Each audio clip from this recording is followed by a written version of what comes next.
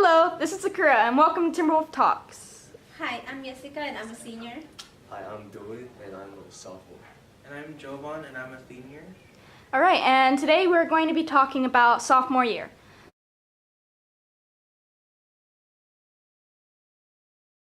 How's sophomore year so far? Sophomore year so far is pretty good for me. Good. It's going pretty good. How about you, Jouvaughn? How was your sophomore year?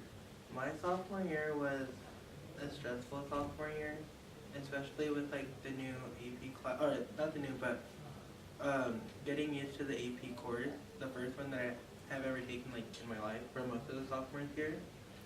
So it was just a new transition. Like when you first come here as a freshman, that's like one transition. But then once you go to your sophomore year, it's a whole new transition with the AP class and the curriculum that they teach. But like after what, like a month or two, you get used to it because the spirit teaches you like all of it in 2 months, but then you get used to most of it and doing it on your own and not having to be reminded of doing like an FRQ every morning with Miss Bear.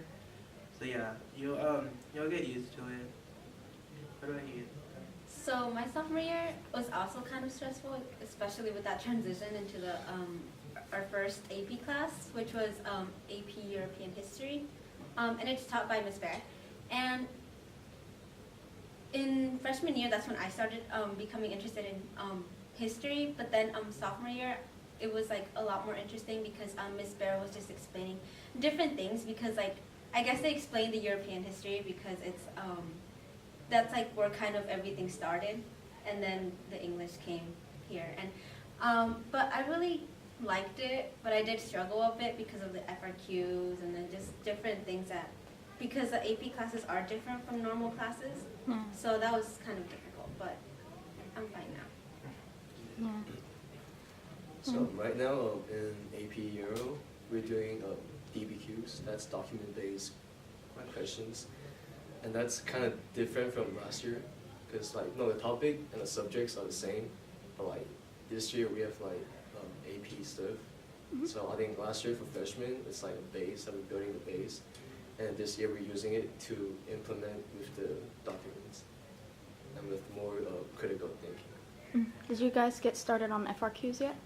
We did that. Because I think FRQs are the first ones that you work with.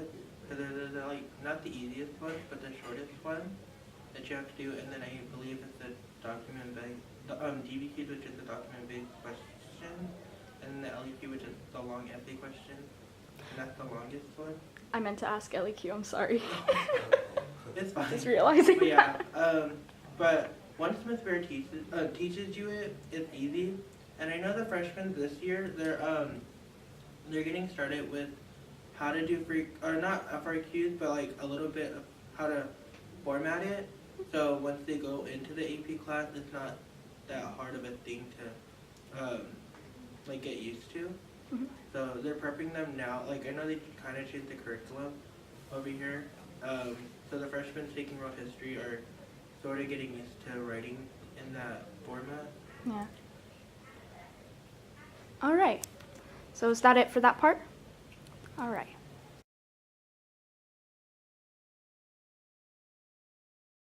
Speaking of the AP test, how was AP test for you guys last year or the year before? It was definitely a new experience. So you're basically put into placed into the cafeteria, and you have to the cafeteria or the gym, I believe, and you have to spend there how much time? Like 2-3 hours. Yeah. And how long were the breaks again? Break? I think they only give you like 30 minutes. I know for like lunch, or not lunch. No, it was like a 30-minute. I think you get like 1 5-minute break. I don't remember. I know you get like a 5-minute or a 30-minute, one of those two, or 10 minutes. In between that, 5 to 30 minutes. In between that. Yeah. So do you does the AP test start in first period? I believe so. They give you a schedule. Ms. Bear should have give you guys a schedule of when it is. Oh, so she'll give you like, cause you guys already have the date ready. The college board already has like the date ready and everything, and they have like the time slot. So if it's like in the morning, then yeah, you start like first period, and then it'll go like what till lunchtime. But if it's like if it later on in the day, it's gonna start probably like lunch all the way to after school, like a little bit going after school, just depending on what time the time slot that they gave. But like, everyone starts the same way. Yeah, Everyone does- everybody taking the AP European History exam is gonna be taking it at the same time. Yeah, like it really depends on like which test you're taking because they have different times for it. Yeah. But it's not like if you're taking like the AP Euro test, like Jouvaughn was saying, it's not like you're going to be in a different room than everyone else taking Yeah. the same one. So everybody in your class, like the sophomore class, is all in that one, like the gym or the cafeteria, like Yesica stated. So yeah, so you guys all start at the same time, but people tend to finish like at different times, depending on how fast they go. Yeah. And then like So you can't even bring in a book to read if you like finish early. Let's say you're one of the test takers that you're known for finishing early. You're just going to have to sit there bored until the next or you section could just, like, starts. re-energize your brain and like your head because you are doing a lot of reading, and you don't want to stress yourself out more if you're gonna keep reading more. So you can just take a break from reading and writing and just lay there until the next section. So I know the AP test is timed, so were you guys nervous? Because the time management that you have to go through. Yeah, I was really nervous because it was timed. You get a certain amount of minutes for each different section. And I think for the DBQ and the LEQ, you take it at the, Mhm. like you get to choose how you want to time your writing process and just Yeah. writing in general. And so it was kind of difficult. It stressed me out, but I probably should have just like calmed myself down. But yeah. Yeah. I know for me, going into the AP test, like a few months before, I was really stressed about the timing when Miss Bear was like talking more about it. But then once we did like the practice exam, like a few weeks before the test, it got me used to like doing it not as fast, but like paraphrasing some stuff or like annotating to make it easier when I write. So the practice exam that the teachers give out like during like a Friday or something after school, really take advantage of that and actually like learn your method, so it can help you during the actual exam. So yeah. All right. So is that it for that? Yes. Yeah. All right.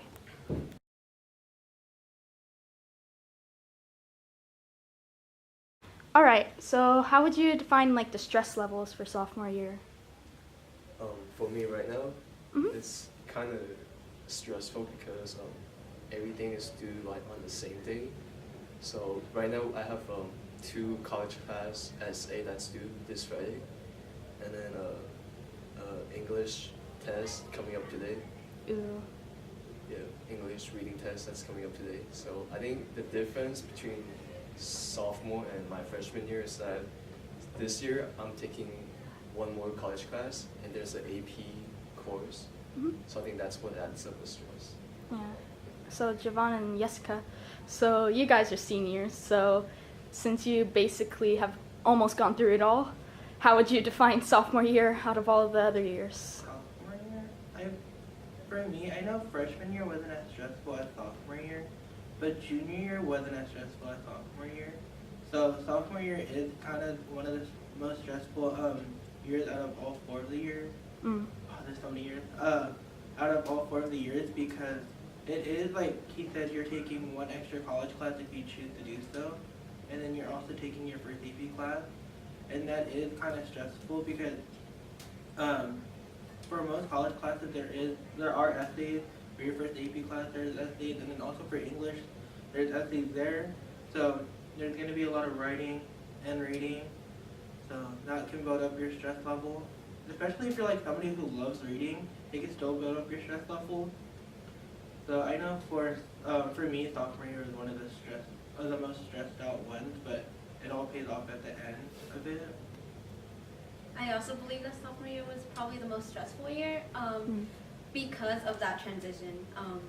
And then I also had to take another college class and the AP class and then all the other classes. And I kind of struggled with English, so I didn't do as well as I think I could have.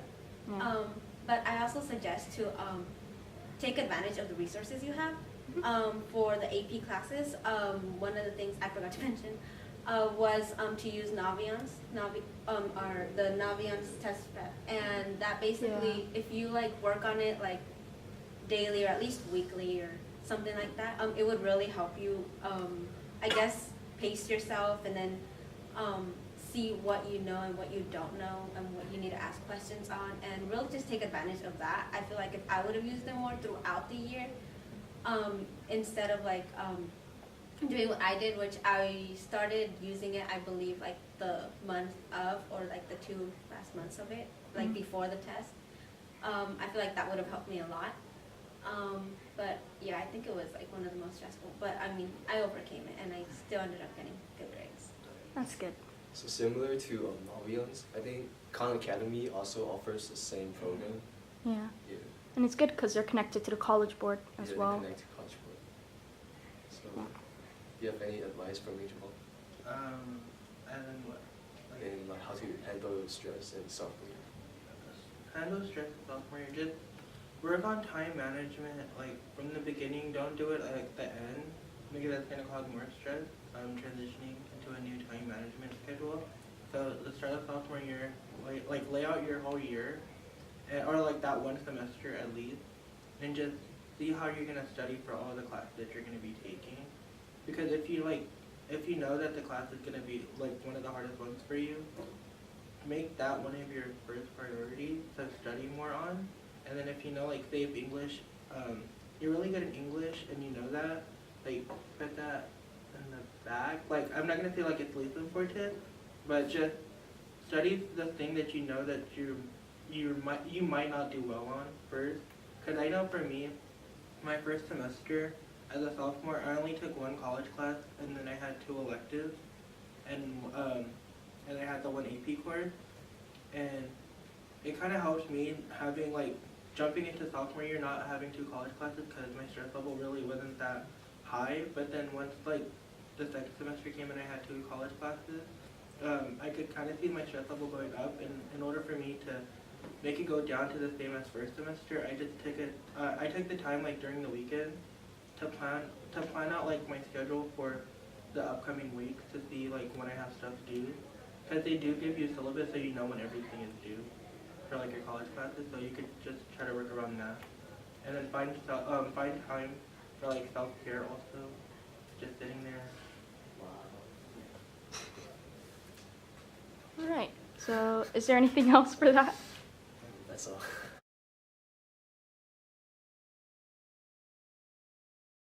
All right. So, how would you guys describe chemistry class? Chemistry honors. Chemistry class, for me, it's a really fun and exciting class because we can get to do like labs, and then we can learn about new science methods and stuff. Right now we finished the presentation on atomic age, and we also did another presentation a while ago. And then I think the best thing in chemistry class is the lab. We did 3 labs this year. Nice. And it's really fun. Did you do the one where you get to see the things explode? I forgot what it was, but I just remember. No. I'm guessing not yet then. We did we measuring stuff. Ah, okay. Chemistry, yeah. And I think the tests and the quizzes are not that hard if you study.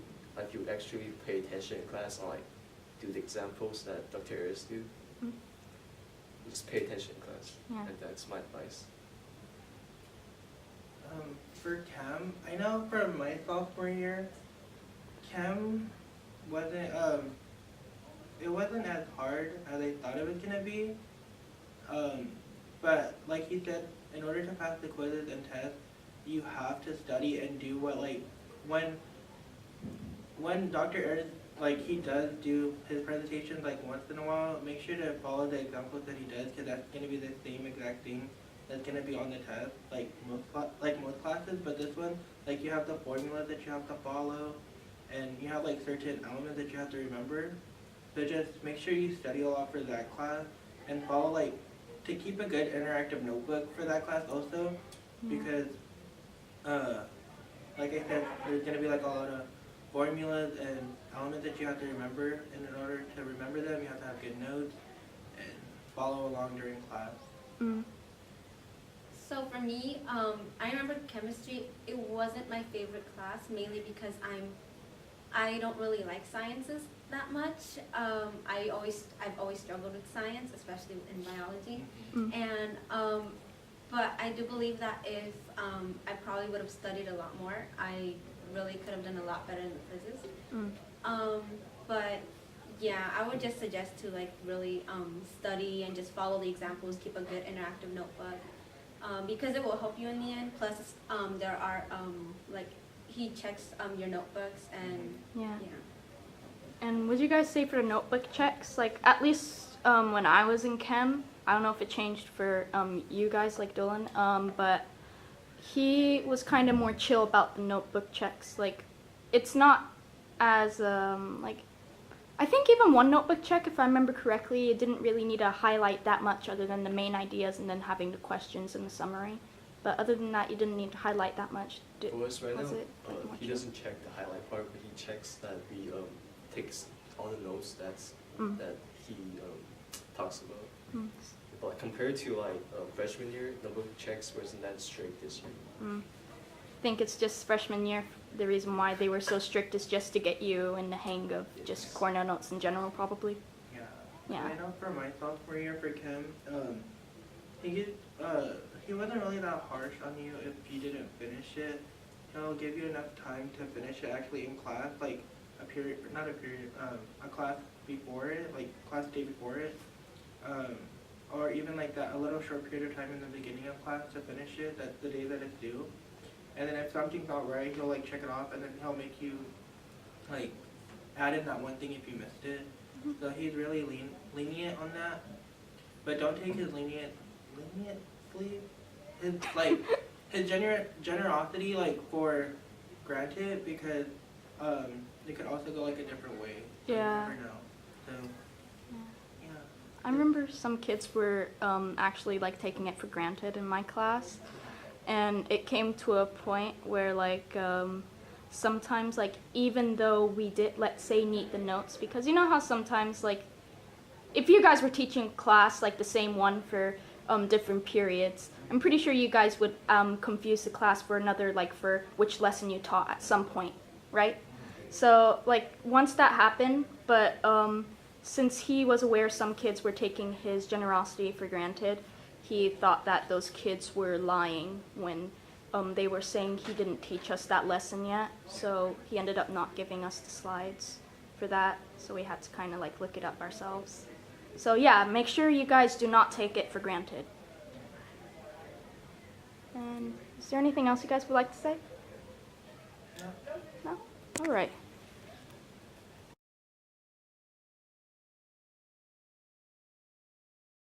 All right.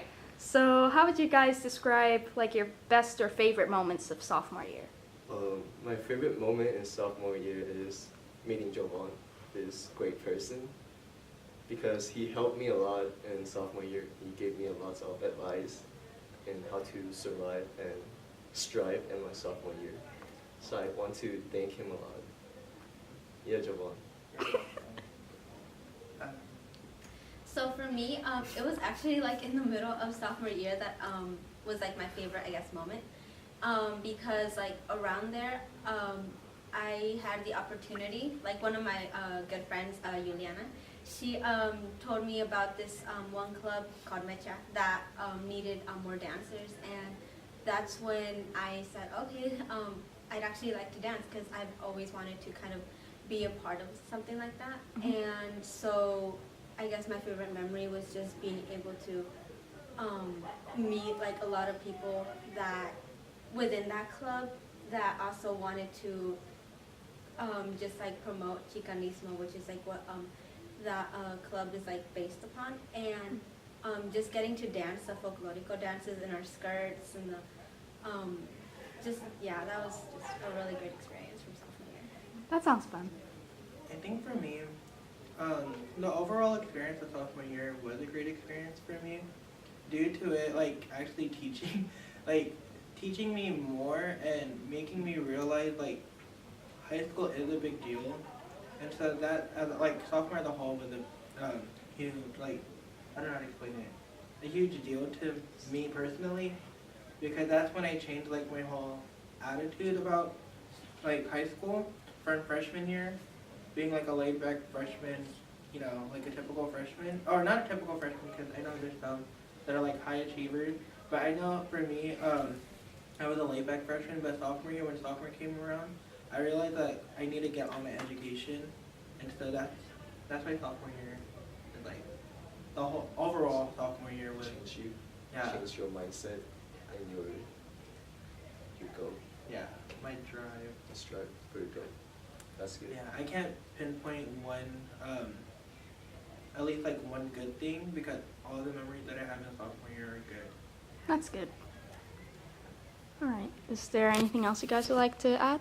No, that's good. All right. All right. So I think that's about it. I just really would like to say that I really hope you guys take the advice that we have shared with you today, because it would really help you, especially in the long run. I say that sophomore year is really a fun year if you follow your dream and your commitment, and if you just study for your tests and do good in sophomore year. I think that's really gonna help you in your junior year, because everything builds up to your senior year and help you in college. Yeah, I just like they both said, I really hope you take this video, this tips that we gave you guys into your sophomore year, and not only don't only focus on like the bad things that we said, focus on the good things that we said. Like sophomore year is gonna be a fun year only if you make it a fun year. So don't think that it's so stressful. There is like fun stuff towards it, but you just have to make it fun yourself. Yeah, I hope you take those tips that we gave you guys. Like Yesica said, it will help you guys. So yeah.